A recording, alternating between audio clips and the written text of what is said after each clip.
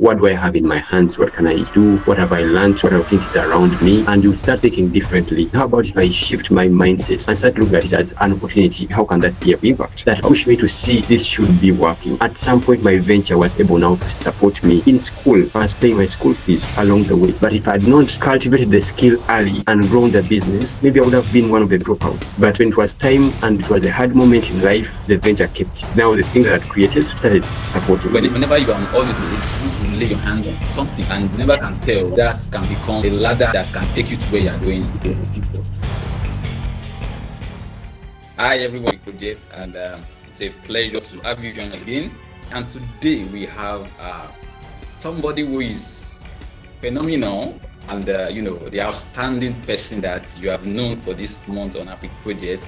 Other person than Noah Walakira, and it's a pleasure having Noah here. My name is Yemi, your host for today, and today we are just going to journey on how Noah started, right from when he was very young, from staying with his grandma, and all of the journey to now. And I bet you, as you are glued to the screen, you're going to find this session very informative and at the same time entertaining. So let's just dive into it. So Noah, please, can you just have the floor and just introduce yourself briefly to our audience?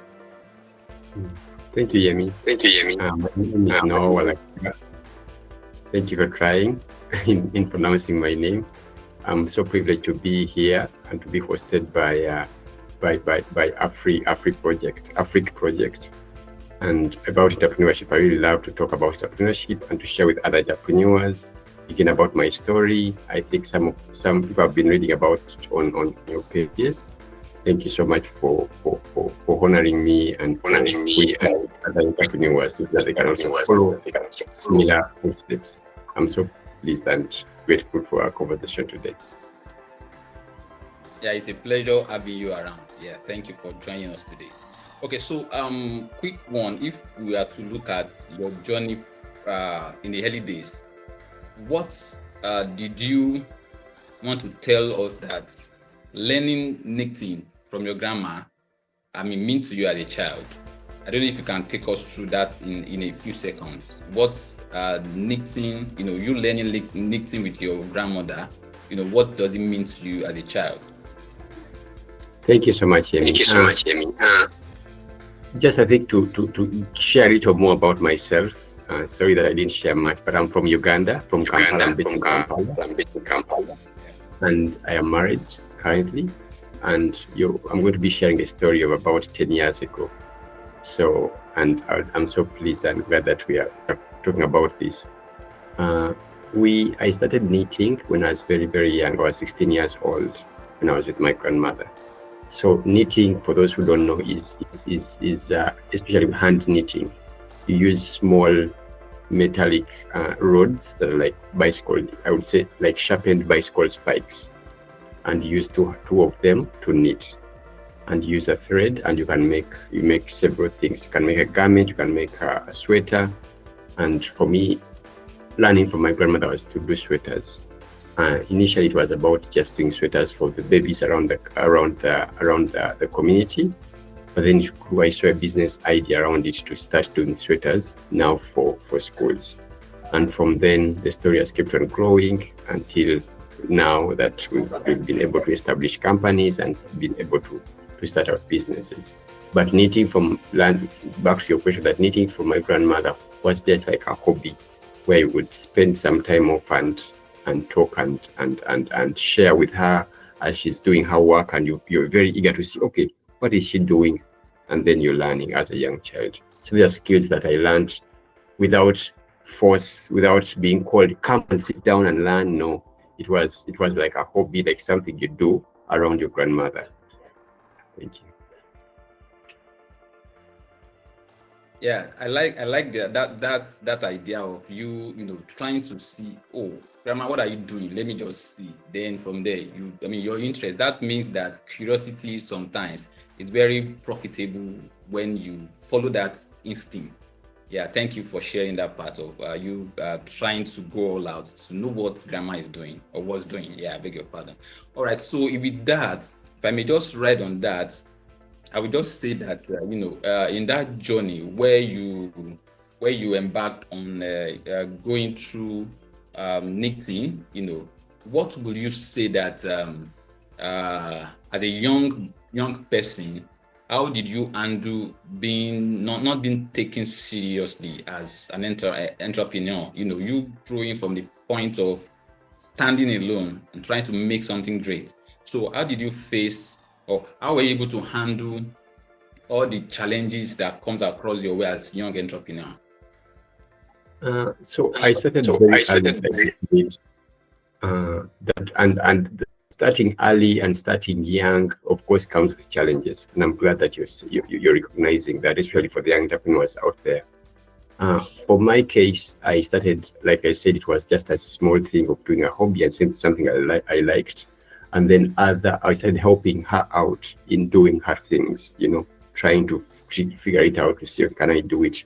Then trying to work on her orders. Then she said, oh, you can correct it here, you can correct it here. And then I also started after I finished, because it was during a holiday that I was at her place. I never used to live with her.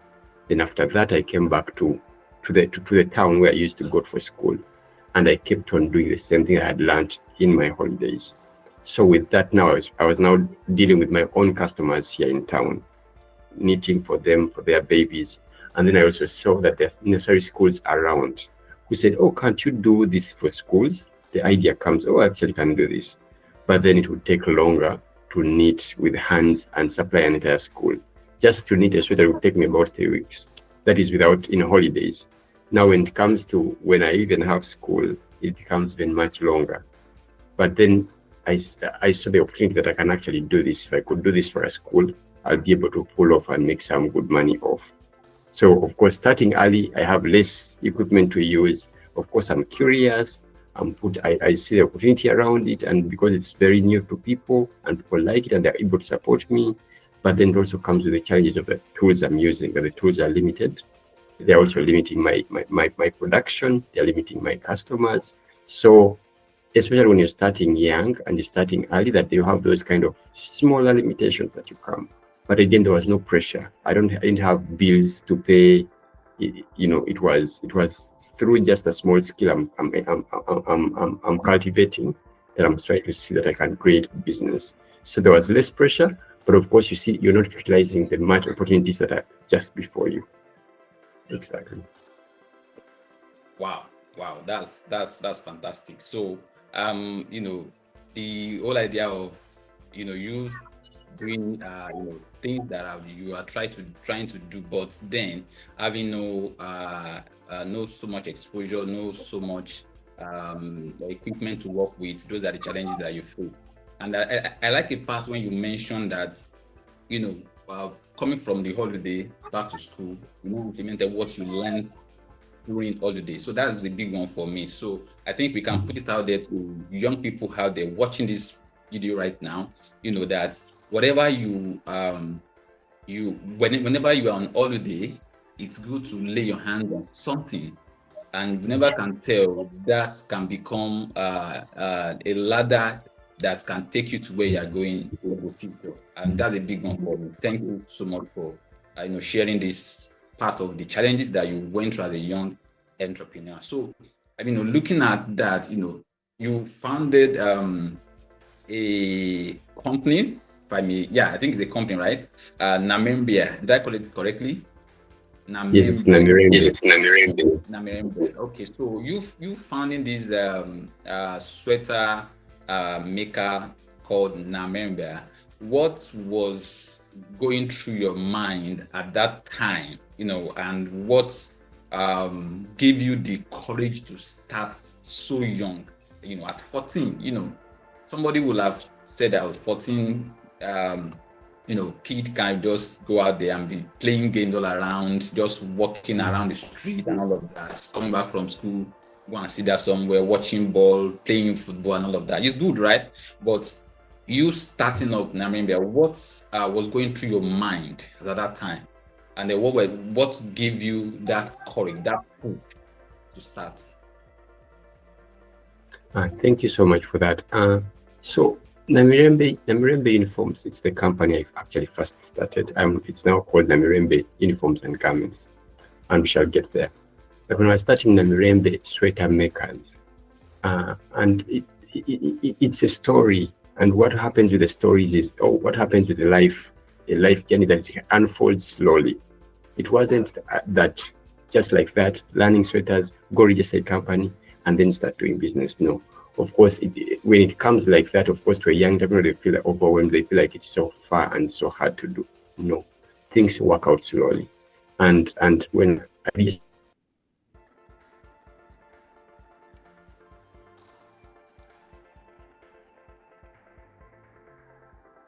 said the company, hello, Yemi. Yes, I lost you for a second. You are talking about, things working out slowly. So that was where your network went off. Exactly. And this applies to young entrepreneurs that also just like life are the businesses that we run. And for me, it was after learning these skills, starting to do with small people at the village level. Then I stretched out to say, let me try the school. Of course, at first I could not make it on time because I was using smaller equipment. But then I saw there was an opportunity that I could do what I could explore, and I invested in that opportunity. By the money I had saved, I also took a loan from my parents, and then I was able to buy a machine, a hand knitting machine, and that way I was able to start now working on these smaller schools. And that is also before registering, before even knowing that it would be, I'll call it Namirembe Sweater Makers. Namirembe means it's the name of the village where I grew up from.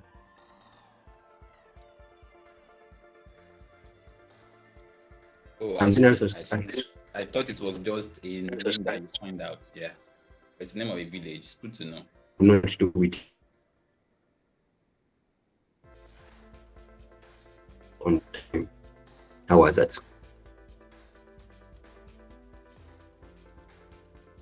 and I work with this.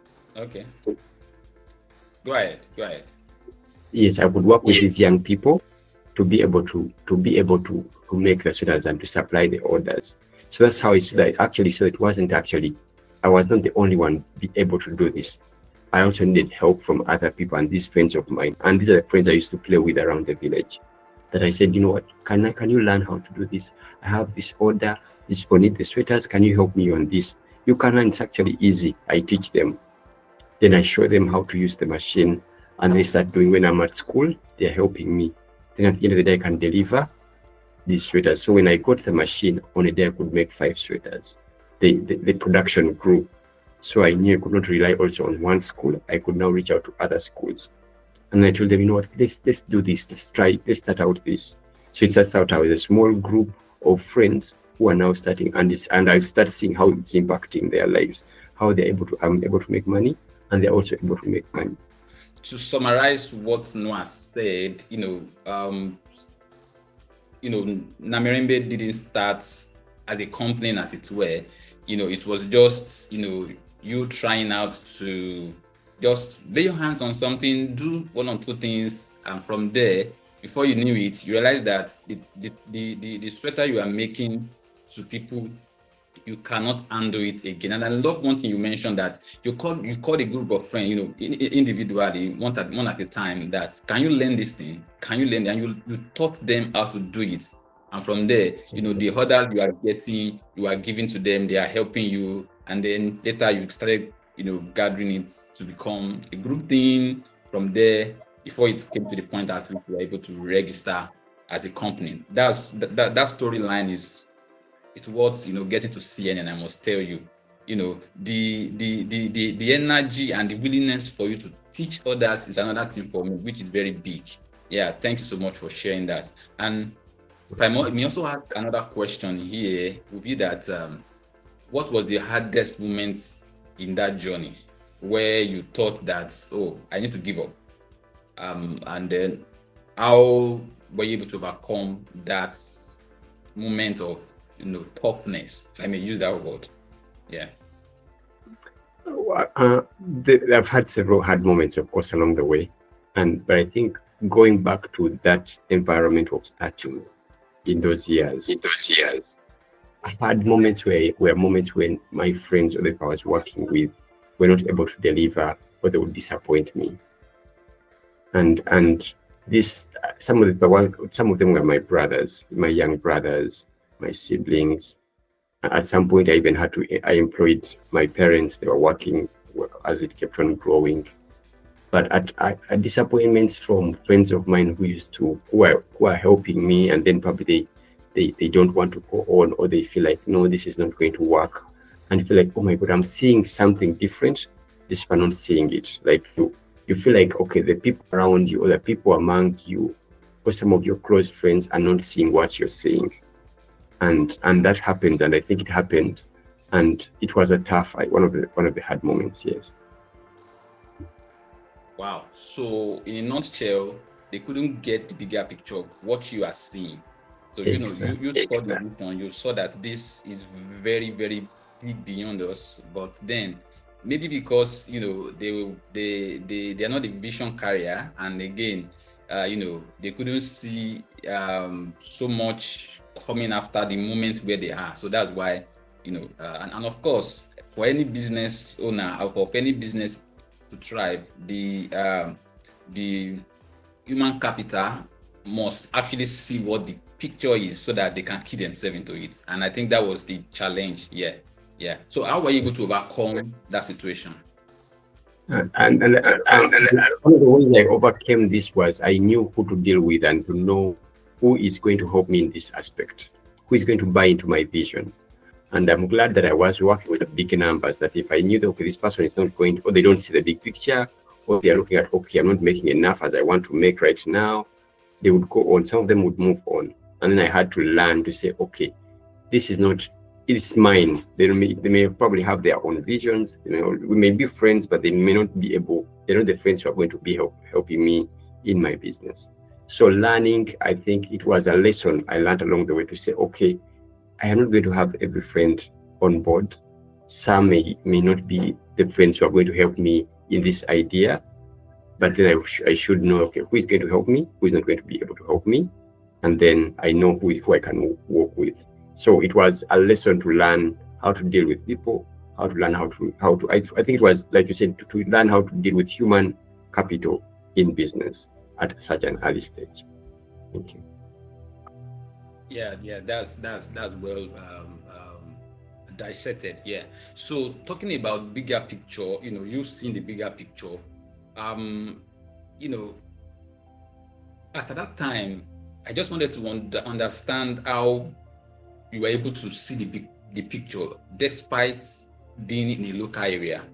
How were you able to visionize that kind of company that that could give birth to producing sweater for over 45 schools? How were you able to, what were the ingredients that contributed to you being able to see that kind of vision? So the vision kept on growing. That's the truth. Like in the first place, it was a smaller vision. It was about the village, about the babies, about doing their products. Then when I saw an opportunity with schools, I thought it would be only nursery schools, small sweaters that I can do. Then the vision kept on going. Then I see another opportunity. How about if I do for secondary schools, for primary schools? And how about if I now go into customize? And that's how the vision has kept on growing. But the gist of, and this came after several years of working to say what drives me in this. It is not the sweaters, and I learned that later on. That what the driving factor wasn't to make a sweater, no.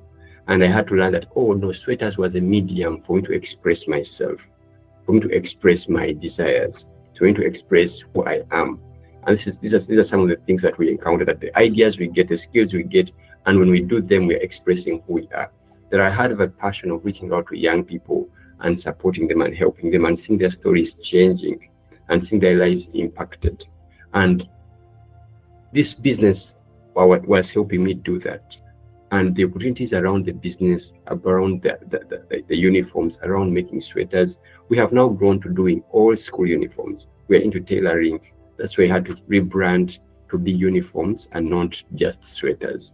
But we said that's only sweaters. So then I saw, the impact is actually now bigger and growing further. But in the first place, it was only sweaters. And the vision kept on growing after discovering what exactly was driving this entire idea.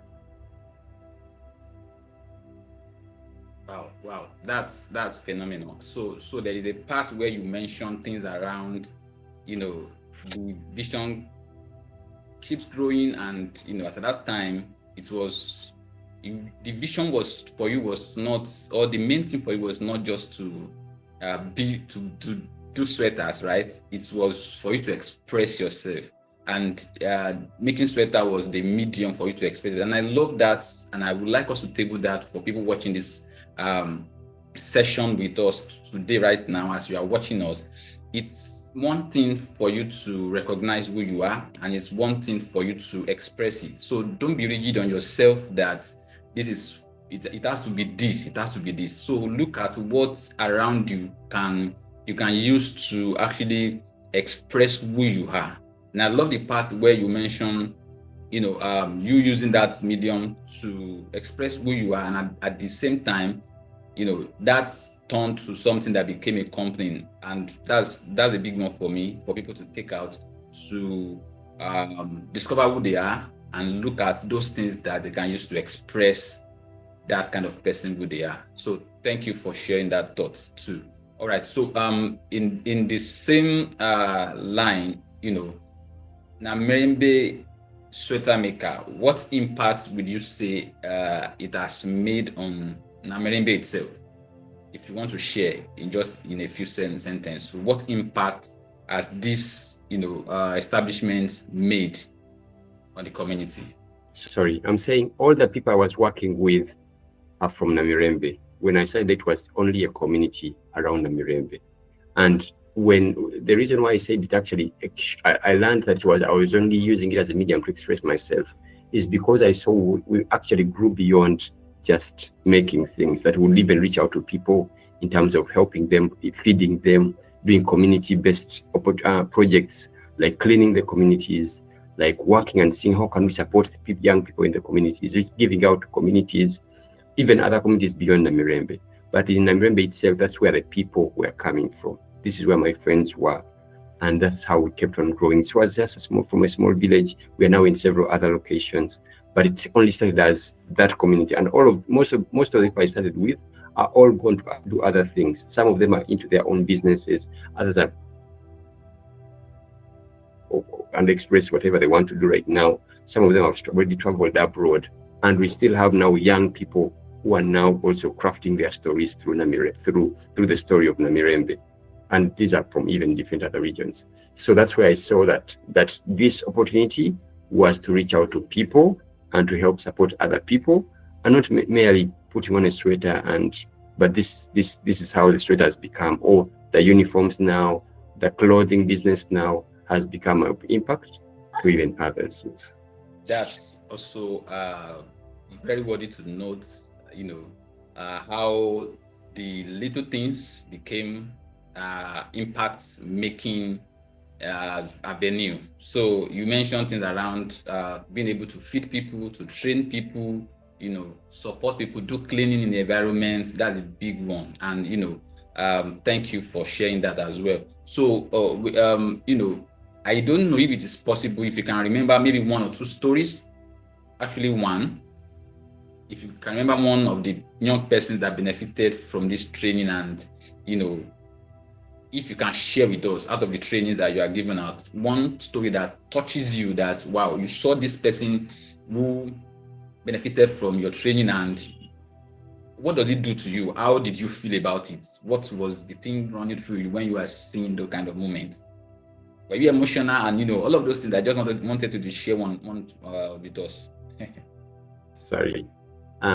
Thank you. I have had so very many wonderful stories around our company. I'll share one, and this is one of the recent ones, because maybe that's because it's very fresh in my mind. There is a girl who came from the suburbs, in the villages of Kampala, of Uganda. She came as a housemaid. These are people who help out in homes, and they're paid very, very little money because the home really takes care of them. And along the way, I think it didn't work out well for her in the home. And she thought of going back to the village,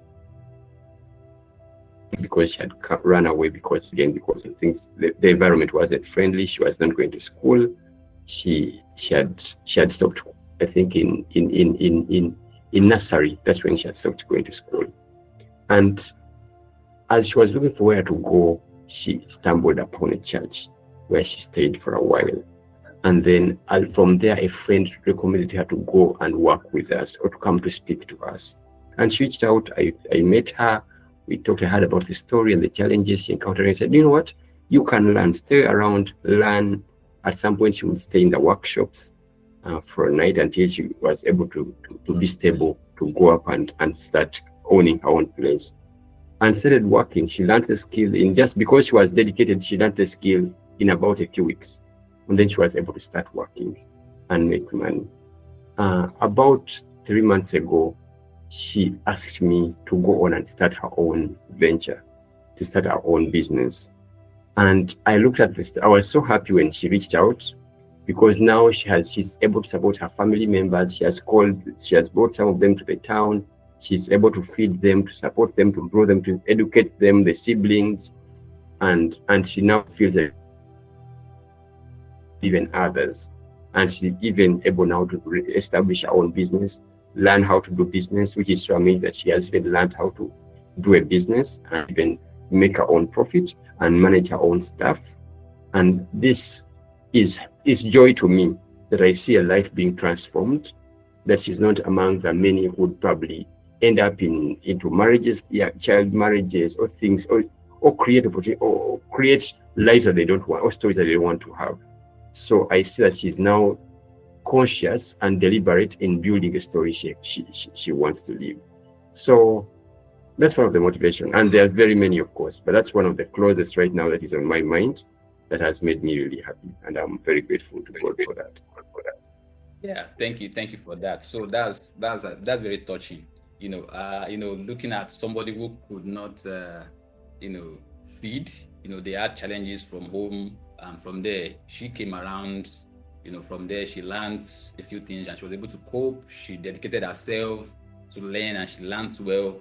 And boom, in few years, she's now having her own outfits. To you mentioned something about she being able to build her own business, manage her own staff, make profit for herself, and all of that. Being intentional about making our own story, that's very, very worthy of sharing. And thank you for sharing that also. Yeah, it's quite emotional. We've seen people that came from nowhere rise through you, and you are seeing them making things happen in the world.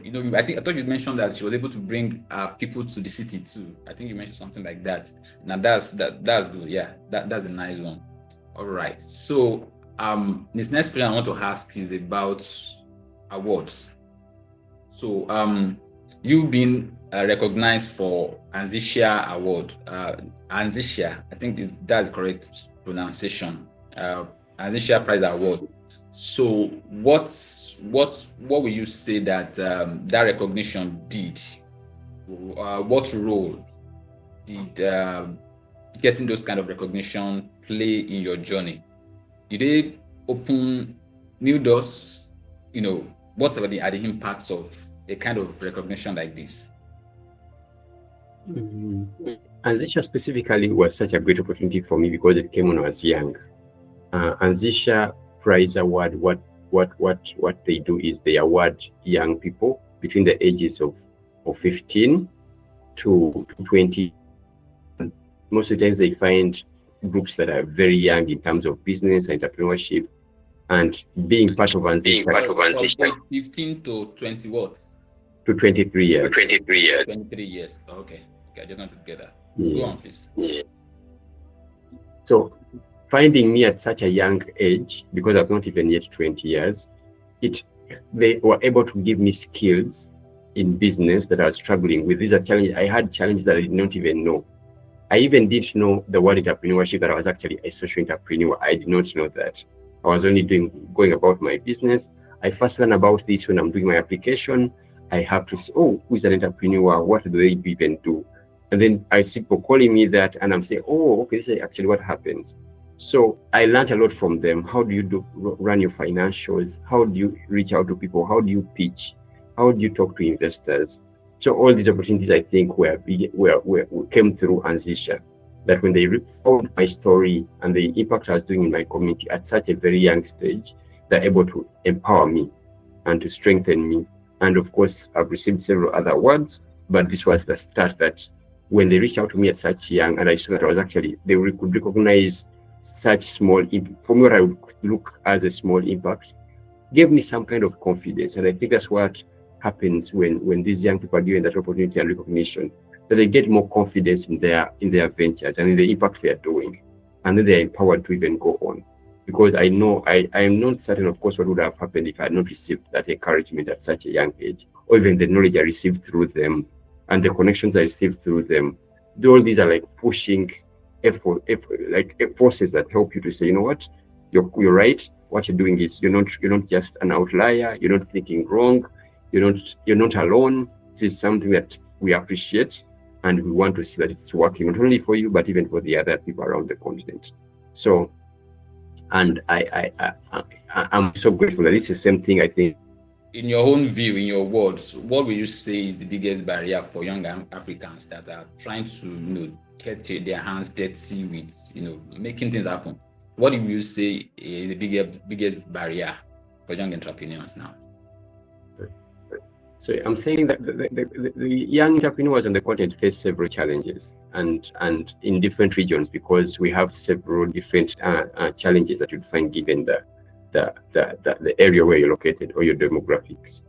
And speaking this from a person who has interacted with several young entrepreneurs now and helped coach them in different countries on the continent, I've seen there are several differences in terms of the challenges. But speaking from my experience, or looking for something that can try to generalize these kind of challenges, I would think of something that would be like empowerment for young people, because some of them lose the morale, some of them leave very early, some of them need to take a little more resilience in terms of their projects. And these empowerments, I think, when they come late or they don't come on time, we may losing the entrepreneur into other kind of avenues that are kind of created, or I would say the cliche kind of things that have been set up. Because entrepreneurship in itself is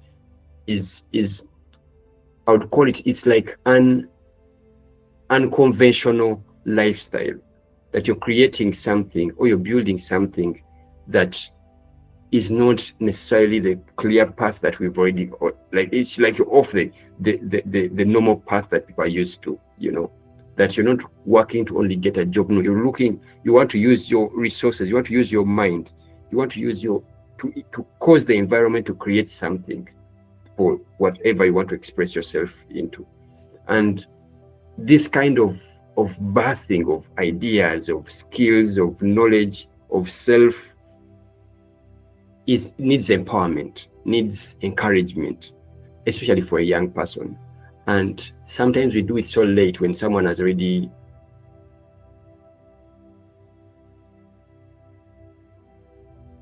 been demoted, maybe 14 or early teenagers, from even childhood, that if we can recognize and empower these ideas and these people, and they are confident about what they are creating and expressing themselves through those ideas, I think it's one of the challenges we're encountering.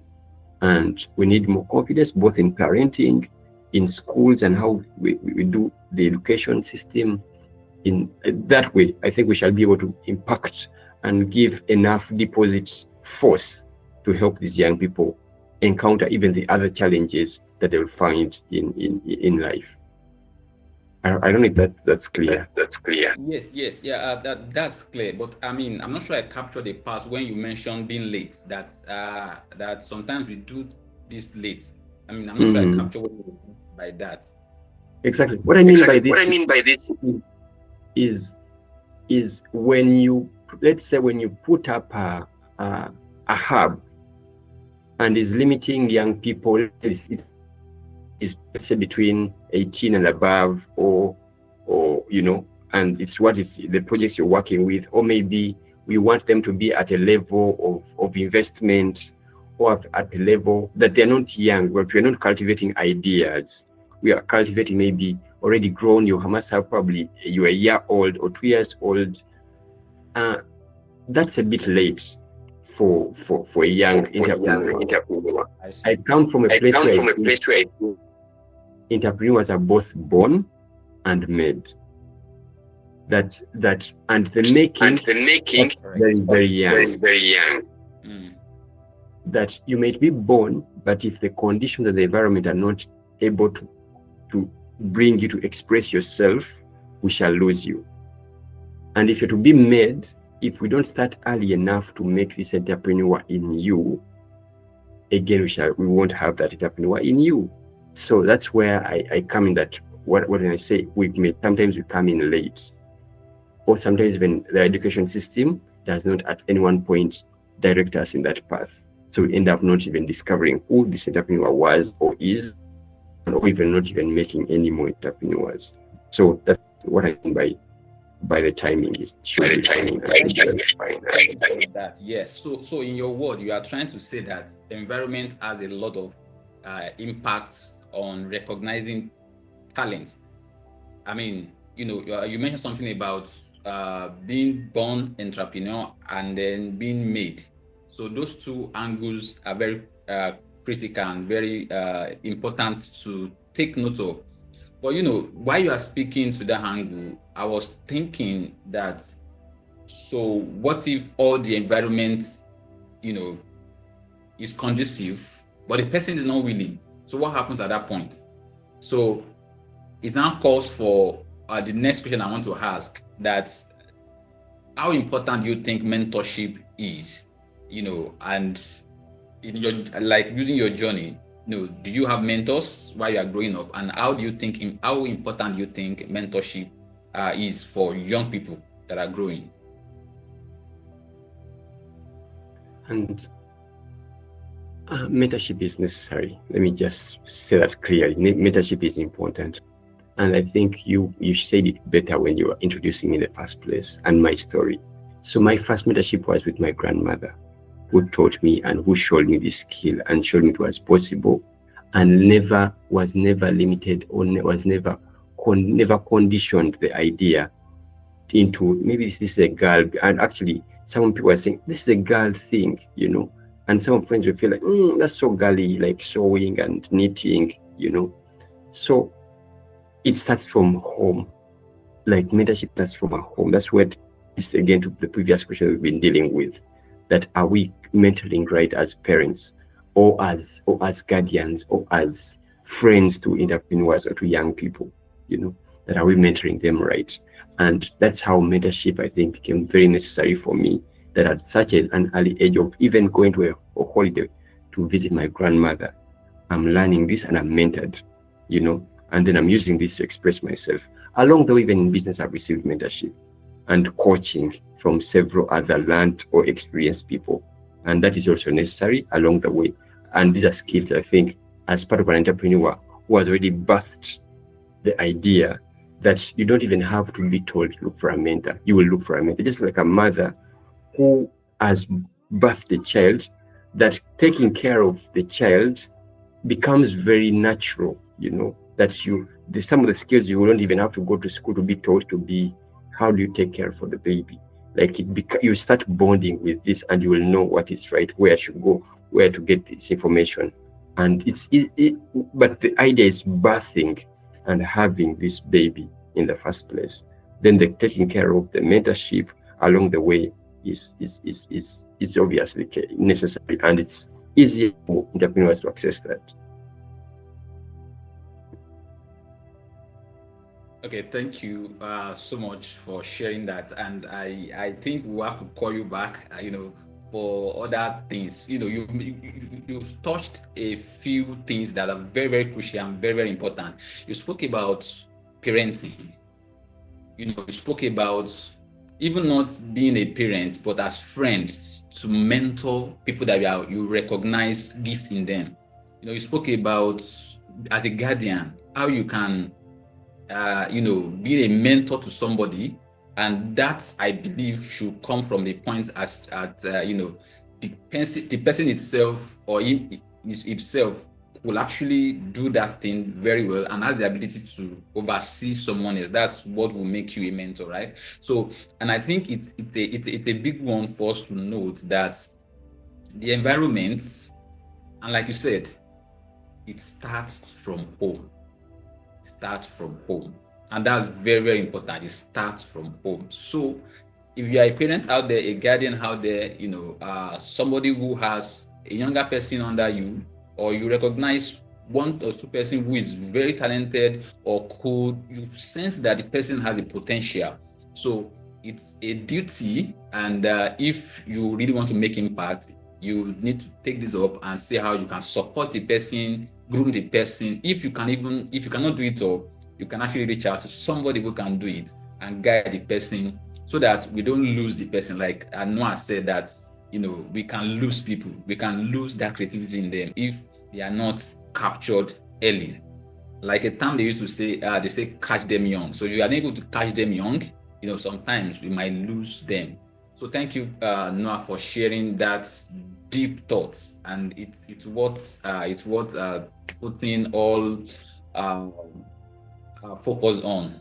Very, very important. All right. So, and I think I will just use that to ask a question around business environment. Yeah, we've spoken about environment at that time, but for youth in Africa, if you want to change something in the business environment for youth in Africa, what would that thing be?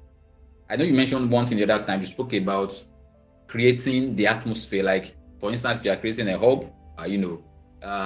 that you are now trying to class them into age brackets from 16 to this, we are losing out on the younger ones, right? You spoke about, early capturing, So, but what would you change? Let's assume that, you are given the chance to become the minister for something that can really do that. What would that be? Be that thing that you can change? I think I would change. First of all, I would change the way we look at people in terms of there are lenses that we look into people that I think are not right on the continent.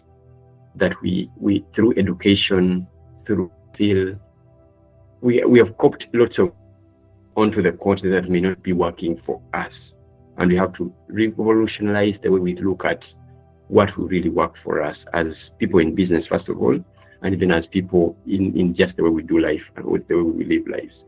I'll give an example in my venture that if people would think of, just employ someone to come and do, who knows what to do and come and do it, but then miss out on creating or teaching someone to be able to learn how to do it.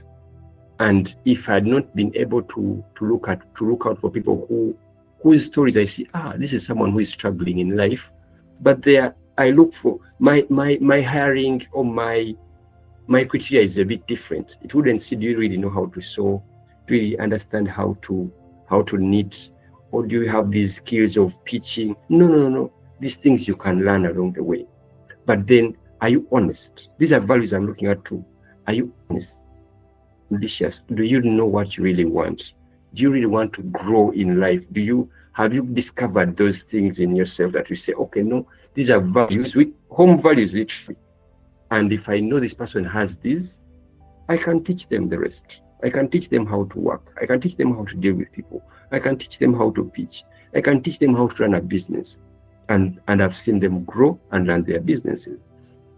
So when we approach life in such a way, we're going to be able to grow as the continent. We're going to be able to reproduce very many young entrepreneurs on the continent than just looking for only the right people, looking for people who tick the boxes, and that's it. So I would look at things in quite a different angle. Yeah, that's profound. I must say, looking at people who tick the boxes alone cannot cannot make changes. And I like the angle you are coming from. It's very, very important for people out there who are trying to make impacts and not just make profits, right? So they want to make impacts, because the profit we make most time often will not stay on people. People should be able to tell that, oh, during the time I met this person, I was able to transform from this level of 0 to hero, right? So that's very, very important, right? Okay, so moving on, I will just to add to that. Yeah.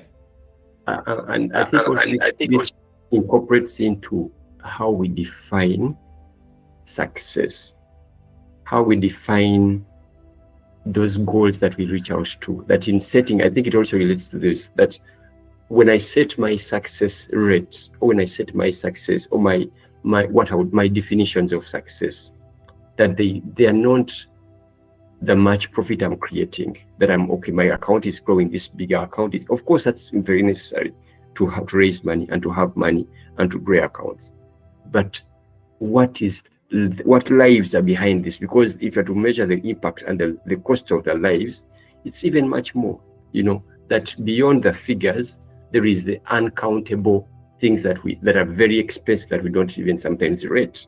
So if we can change also the definition of success, that a company will be rated not only about their bank account, but even to see the impact of the lives they are creating, that once we start creating, raise the right entrepreneurs and the right business people. Yeah, thank you for that. So perspective matters, not just numbers. So I think, just like this one that you shared actually speaks to the next question I wanted to ask. I wanted to ask about what kind of legacy you hope to leave for young Africans, just beyond business, and and what you mentioned speaks so much volume in terms of we trying to, just like a quote that says that I'm able to see further because I'm standing on somebody's shoulder, right? So it's more than just growing the bank accounts, growing the numbers. Yes, there are people who may not tick the boxes, but they needed a platform. Every one of us have actually, at one point or the other, stood on somebody's shoulder. So we need to give room for those people coming behind us to have a platform. And one of the things that so I run an outfit which is called Creative Sparks. Creative Sparks actually supports people who have little or nothing. So you need a skill, and probably you did not know what that thing is. So we try to support you to figure out what the thing is and how you can go about it. And we bring people, just like we do here on board, to come and share their stories so that people can learn. And of course, just like what we are discussing, I think it's very, very important for African business owners to note that as much as we are trying to build a business to expand our tentacles across the globe, we need to be mindful of how we use people, how we use people to grow our number, how we use people to count the figures in the bank.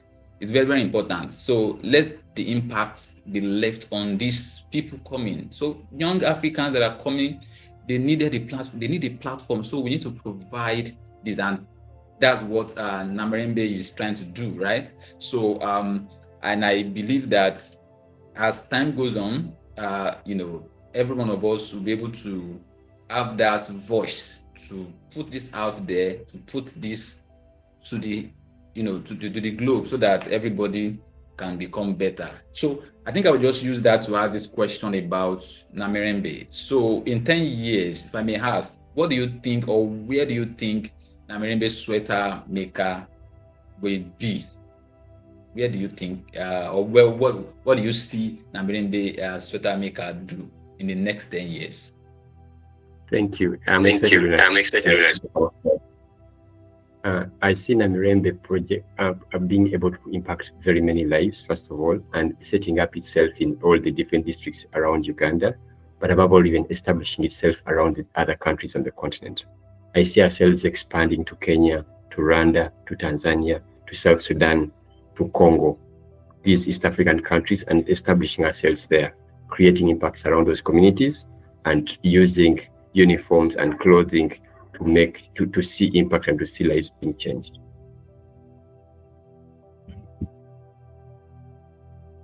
Thank you so much. So I think, please don't forget to add Nigeria. So we would love to have you in Nigeria too. All right. We shall definitely get there. Yes.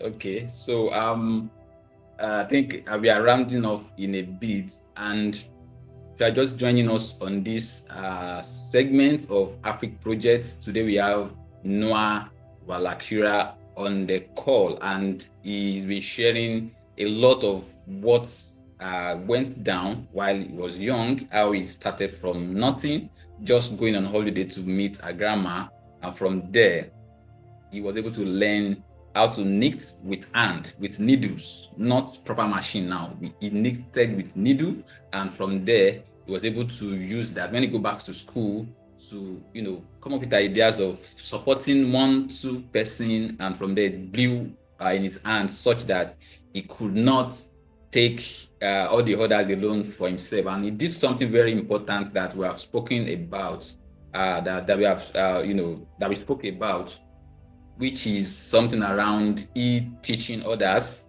to do exactly what he can do. And in that moment, he was able to make impact. At the same time, those people were able to support what he's doing.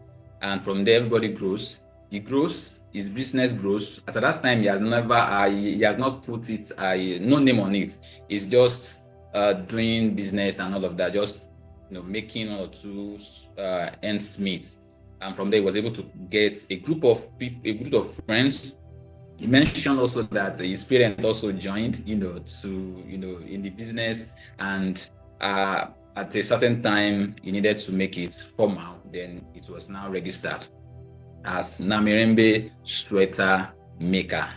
And also, of course, Namirembe Sweater Maker has made impact on the community in terms of, like he said, he spoke about the reasons behind all of this. It's not just to make sweater, it is to express who he is. And he used sweater making as a medium. So also, everybody can do the same thing. To use whatever you find your hand doing, do it well. You use it to you use it to express yourself and make impact in your environment, in your community, in your country and the continent, and the world at large. All right. So to wrap up this session, I will just ask Noah about the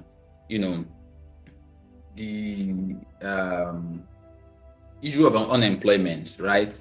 So what message do you have for African youths who feel like they are trapped by unemployment, but they have little skills, they have small skills that they overlook?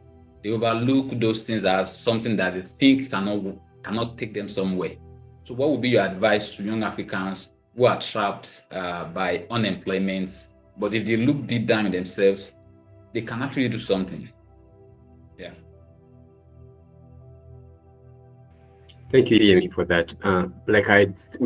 I think agreed with you and with probably all the listeners that the entrepreneurship can be created. You can learn to be an entrepreneur.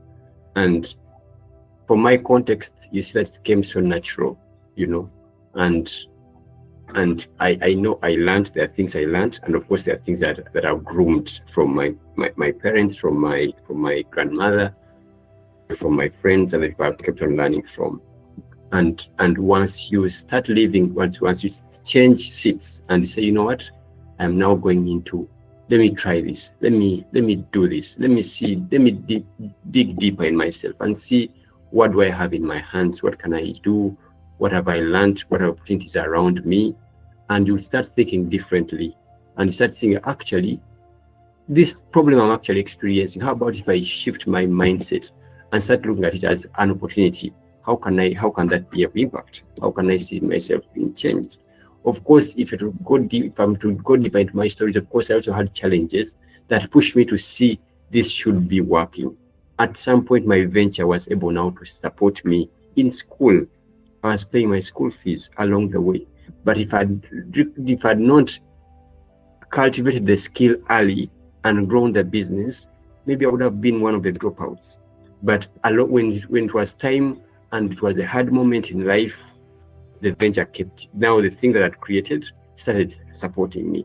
So you could be having the solution all along, that before you think of even unemployment, that you already have a solution of the skills you've learned, even in school, that the things you've learned in school can now be transformed. If you're now thinking of, okay, how can I use this to express who I am, to express things I want to express in life? Then you and start thinking that way. You see opportunities around yourself, you see opportunities around your community, you see opportunities around your friends, and obviously you'll be able to start something and see impact and see yourself expressed through that same thing you started. Thank you. Thank you so much, Noah. So, just like Noah said, you need to change your perspective. You need to change your thinking. So if in case you find yourself in a place where you are trapped by unemployment, like you are trying to get a job, a work, but things are not working. So you need to change your mindset, and changing mindsets as a process. You need to make sure that you change what you look at, what you feed your eyes, what you feed your mind with. You can start all along to just check, motivational videos on YouTube. That can be a start from you. Some people might be that, yes, lay your hands on a book, read a book that can help your mind, shift your mind and focus. And of course, try and step out, attend events, attend programs, network with people. All of these things will really help you. Don't just sit down indoor and there's something about being an introvert. It's also one of the things that can keep one, trapped when you are not, if you're not careful. Being an introvert is not a disease, but at a point, if you realize that things are not, going as expected, step out, talk to people, ask questions, go out, just scroll out, go and see nature, just, do all of those things, watch movie, learn a skill. By doing that and implement whatever you have learned, can put you out there. Somebody can just see what you have done and say, oh, can you come and do this for me? And from there, you can start to make whatever money or profit you want to make, right? So that's very important for us. All right. Just to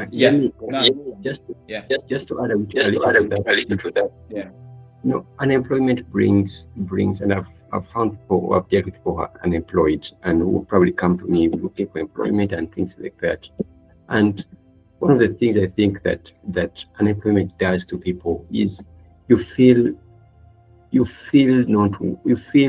it kills your confidence in a way that you feel like, you feel low self-esteem, kind of. Exactly. Like, why am I not desired? Why am I even I'm the one reaching out, and people, they should, all these kind of things.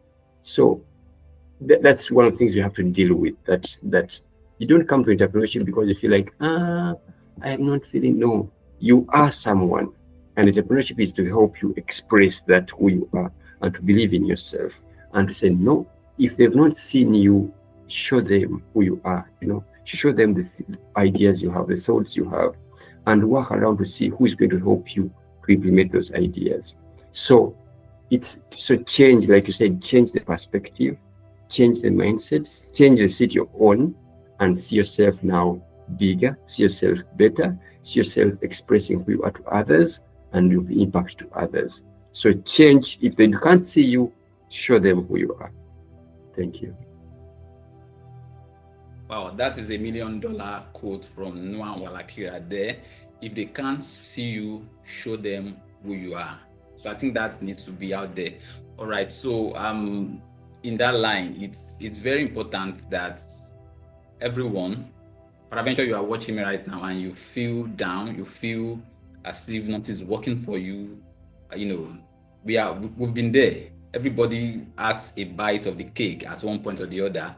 So what you need to do, you need to change that mindset, you are somebody, you matter a lot, and that alone, you knowing that you matter alone can be the start of your progress. So don't feel down because you have tried, you have pushed, you have made application, it's not working, or peradventure you are in school and probably you are not doing well and you feel dejected, you feel abandoned, you feel like you are nobody. And one of the things that's part of the thing that cause suicide among young people. They feel like they cannot do anything because today, tomorrow, everything they are doing doesn't work. Of course, if there is life, there is hope. Please don't look down on yourself. It is the work that you put on yourself that other people will place on you. And that's where it starts from. You need to change your mindset, make positive confession about yourself, tell yourself who you are. You are a great person. You can make it out of life, irrespective of what is happening at the moment. This is not your destination. You are going somewhere. And if you start to speak that way and you learn something that is profitable, things that you can show people, then that alone itself will make way for you. All right, so thank you for joining us on this session. And I want to really appreciate Noah. Noah, please, can you give your final thoughts to people watching us so that we can record this era? Thank you so much, Yemi. This was really wonderful. And again, my thanks to Afrik Project for hosting me. And I'm privileged to reach out to your community and several other entrepreneurs around the continent and around the world. And I keep encouraging them to go on to do their projects and to be confident in what they're doing. And I'm available. First of all, they can reach out to me in case they have any questions around my story, or even they need help around their ideas. I coach several other young entrepreneurs around the continent, so they can reach out to me in case they have any challenges through your platforms, and I'm able and willing to support. I'm very passionate about seeing young people creating stories and expressing who they are through those stories, through entrepreneurship. Thank you so much again for hosting me, and my thanks to the entire team of Afrik Project. Thank you. Yeah, thank you so much. So we have come to the end of this session, and if you are watching this, please try as much as possible to drop your comments. If you have any comments, you have a question to ask Noah, around entrepreneurship, around business, around making things happen, Noah we will definitely get in touch with him. You can drop it in the comment section. And thank you so much for coming, Noah. So I would like to release you now. Thank you so much. We really appreciate your time to join us at Afrik Project. Thank you so much. Thank you. And you have right now. Yeah, thank you for joining us, and thank you for sitting by. We really appreciate your time. If you have not subscribed to this channel, please click on the subscribe button. Share the video with everybody watching so that people can watch. The more you share, the more people get to see the video.